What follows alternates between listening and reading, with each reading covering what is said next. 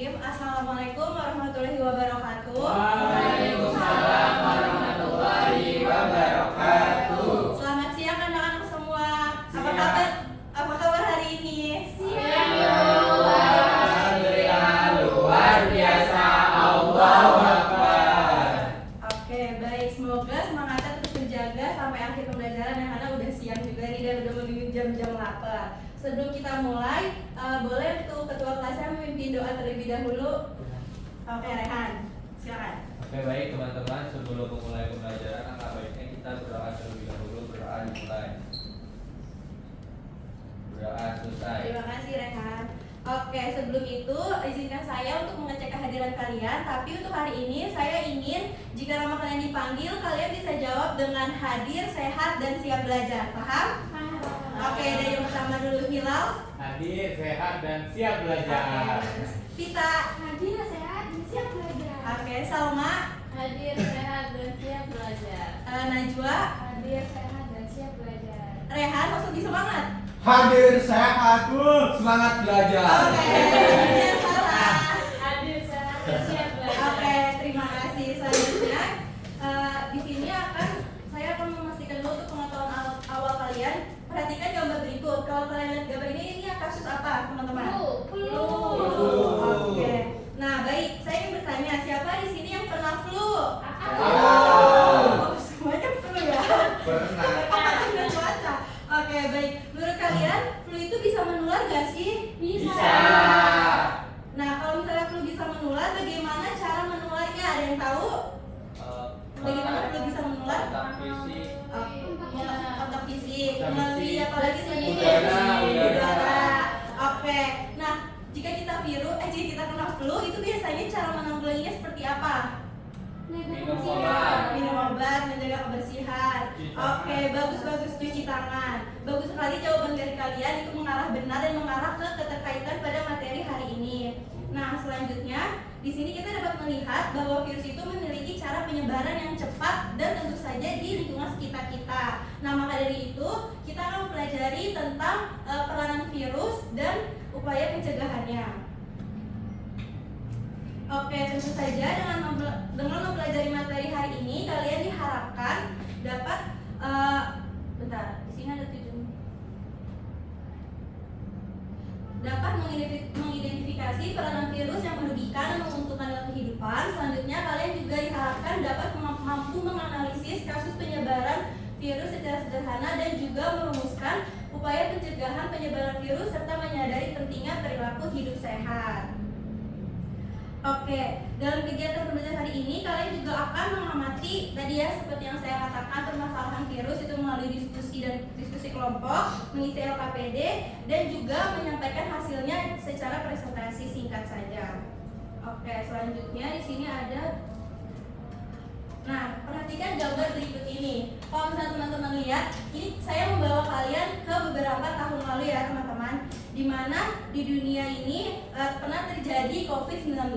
Tuh gila kan, kayak rumah sakit penuh, terus di sekolah diwajibkan pakai masker, cek suhu, bahkan sampai ada yang nyawanya tuh tertutup gitu gara-gara si COVID-19 ini.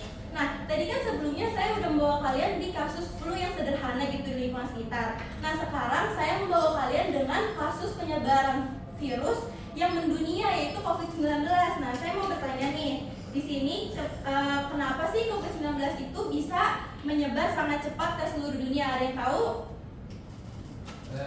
Ya, boleh Hilal.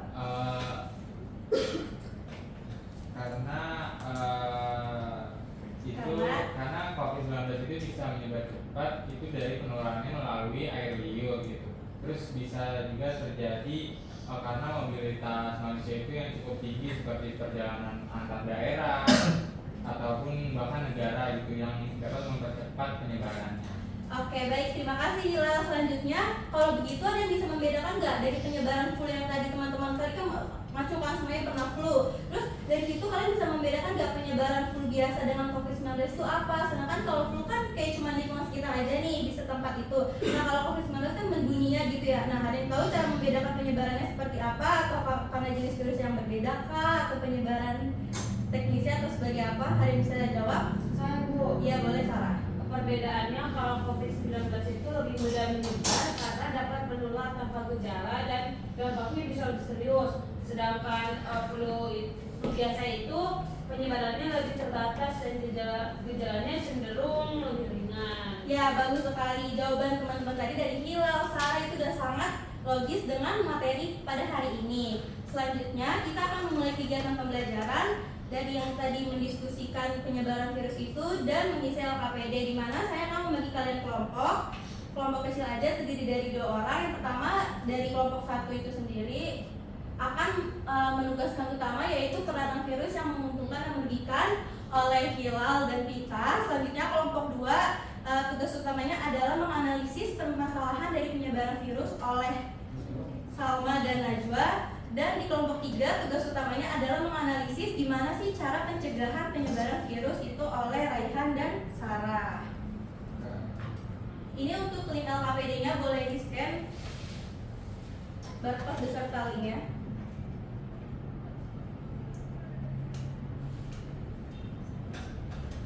Teman-teman bisa berdiskusi ya dengan anggotanya, dan kalau ada yang dibingungkan boleh ditanyakan langsung saja.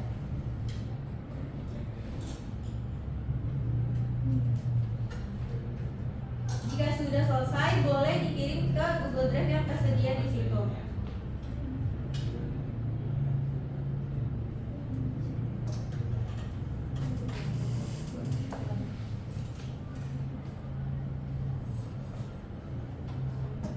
Apakah ada kesulitan?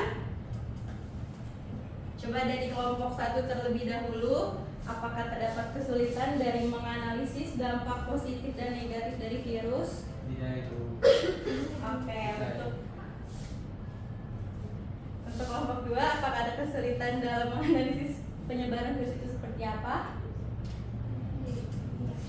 Ya, ini kan penyakitnya sebenarnya itu cara keluarnya, tapi misalnya kayak menuju darah. Ini kelompok 3, apakah ada kesulitan? Iya, kalian ini bisa melihat dari lingkungan sekitar kalian aja, kayak dari kelas ataupun sekolah. Apakah sudah selesai? Sedikit lagi. Oke, baik. 1 menit lagi, 1 menit.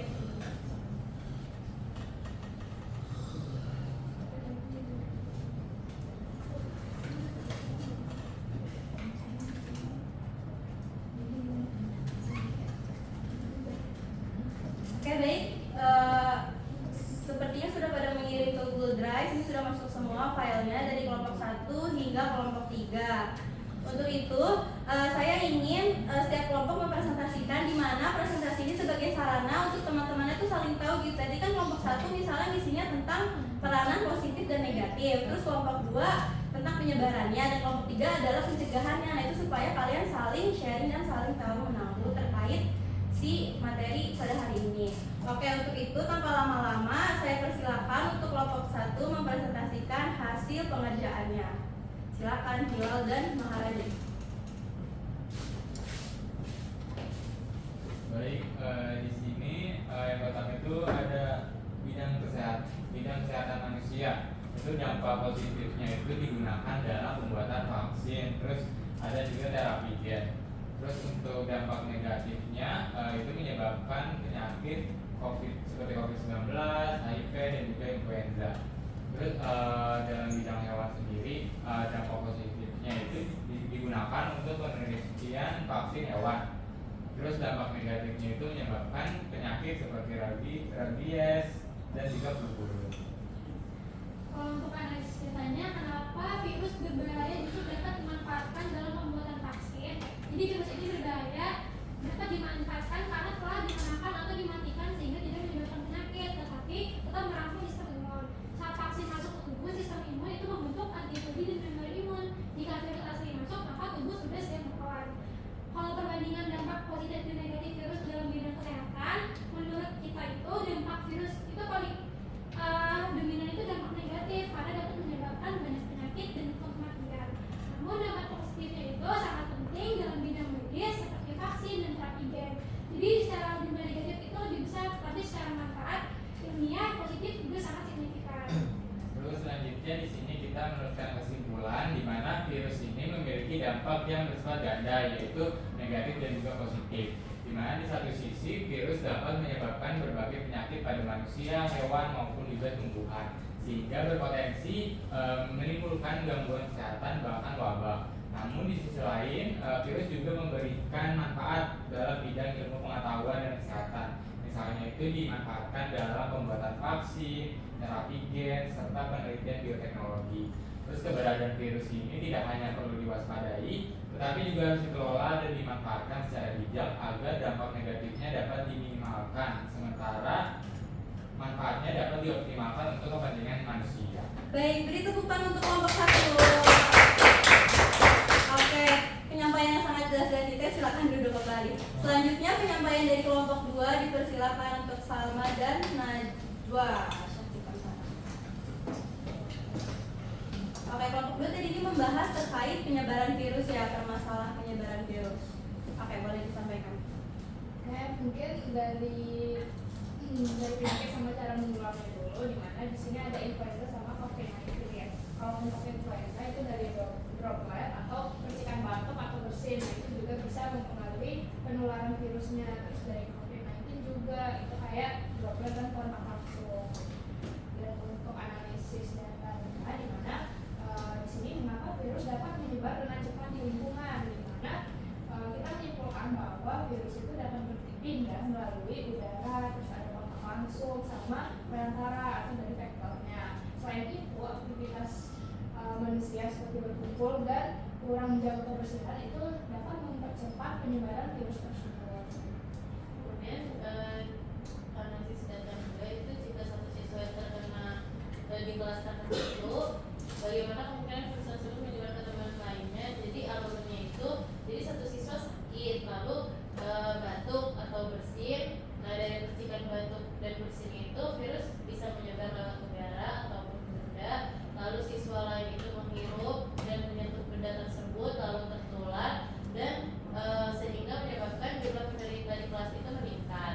Nah kesimpulannya di sini kami menuliskan bahwa virus dapat menyebar dengan sangat cepat melalui berbagai cara, terutama melalui kontak langsung dengan penderita maupun melalui udara. Misalnya saat seseorang batuk atau bersin. Selain itu, penyebaran juga dapat terjadi melalui benda-benda yang terkontaminasi virus. Hal ini membuat virus mudah berpindah dari satu individu ke individu lainnya dalam waktu singkat. Upaya pencegahannya itu perlu dilakukan secara konsisten, seperti menjaga diri dan mencuci tangan secara rutin, menggunakan masker saat sakit, serta membatasi interaksi menjaga jarak dengan orang lain ketika kondisi tubuh sedang tidak sehat. Oke, baik, terima kasih kelompok 2. Beri tepuk tangan untuk kelompok 2. Boleh dilanjut dengan kelompok 3, yaitu tadi terkait apa? Upaya pencegahan dari virus itu sendiri. Oke, boleh Raihan dan Sarah maju ke depan.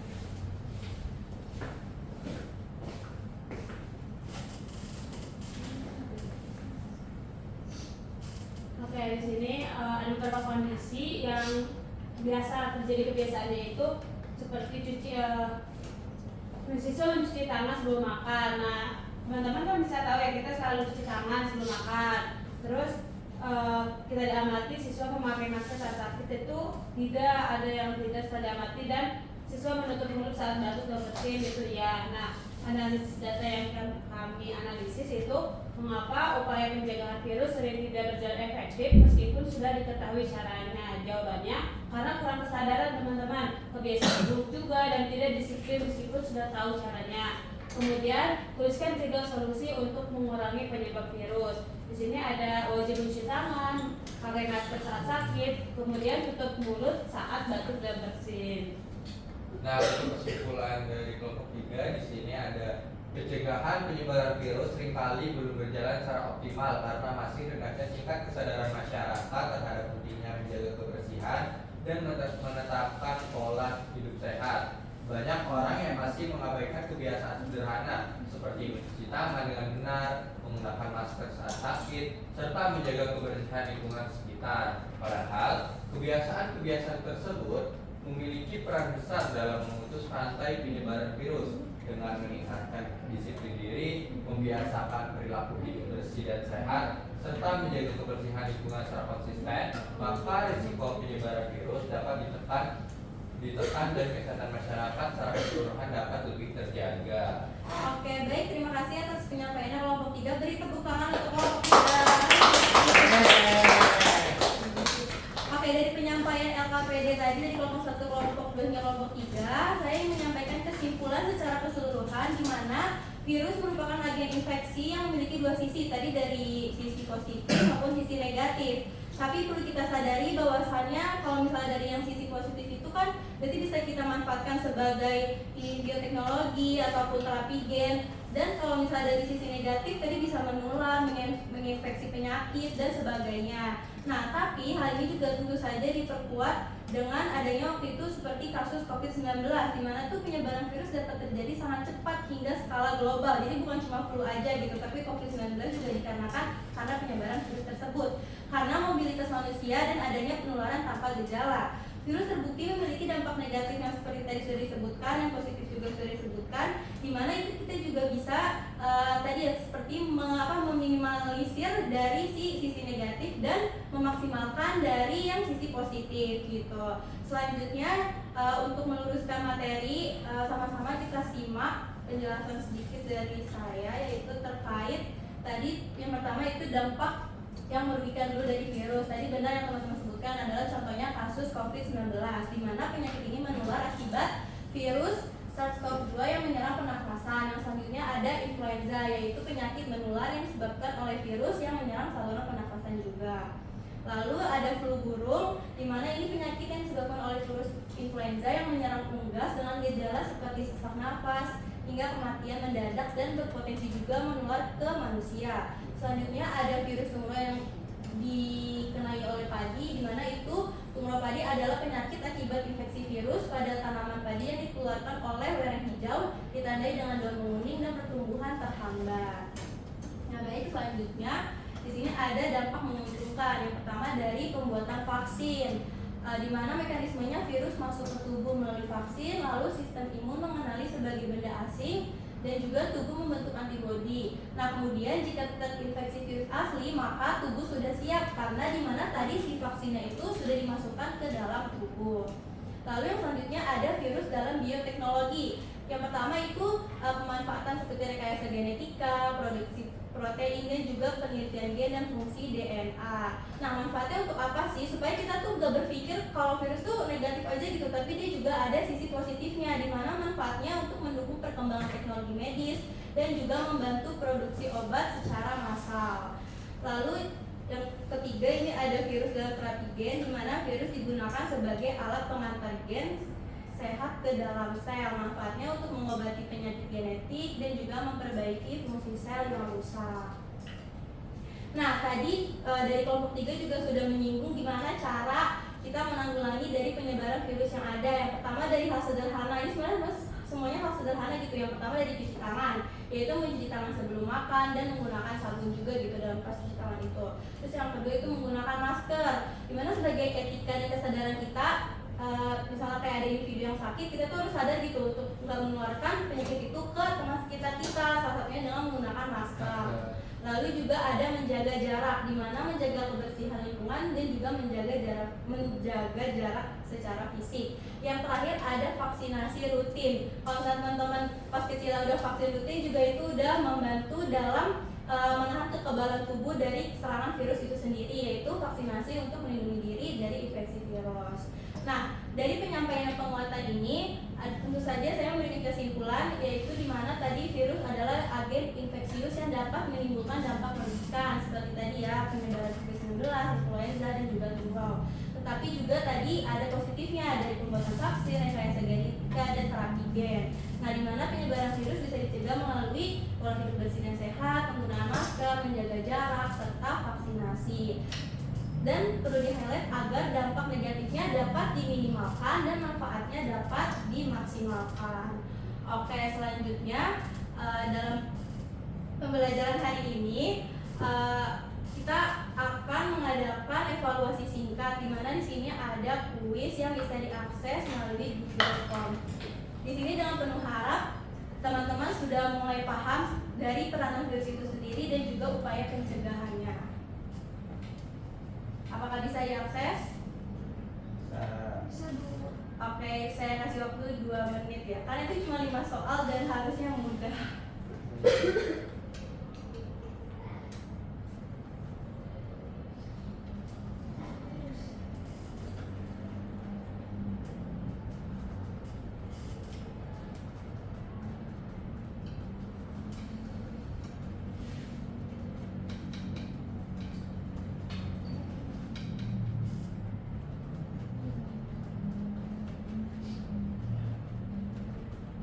Apakah sudah selesai? Kita nih Oke, 1 menit lagi ya.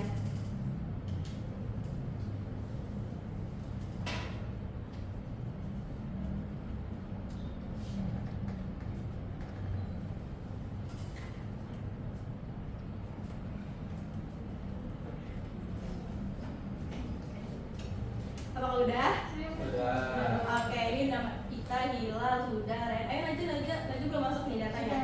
Udah. Oke, terima kasih atas partisipasi kalian dalam mengisi Google Form tersebut. Sebelum mengakhiri, saya juga ingin mengajak kalian terhadap refleksi pembelajaran. Nah, saya pengen tahu nih kesan kalian terhadap pembelajaran hari ini seperti apa? Apakah ngantuk kah, karena sudah siang, boring, atau justru masih seru dan menyenangkan? Oh, semangat terus.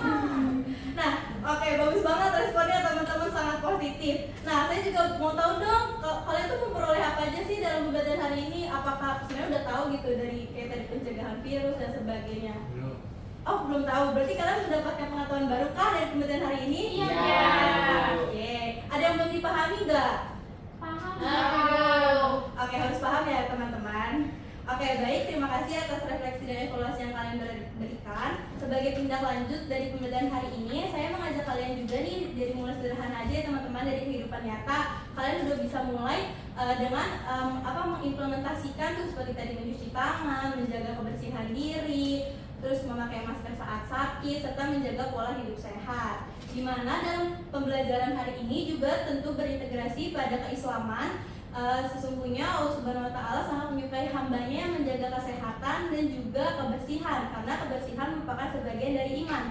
Oleh karena itu, upaya kita dalam menjaga dan mencegah penyebaran virus juga merupakan bentuk tanggung jawab, usaha dan juga ibadah kepada Allah Subhanahu Wa Taala.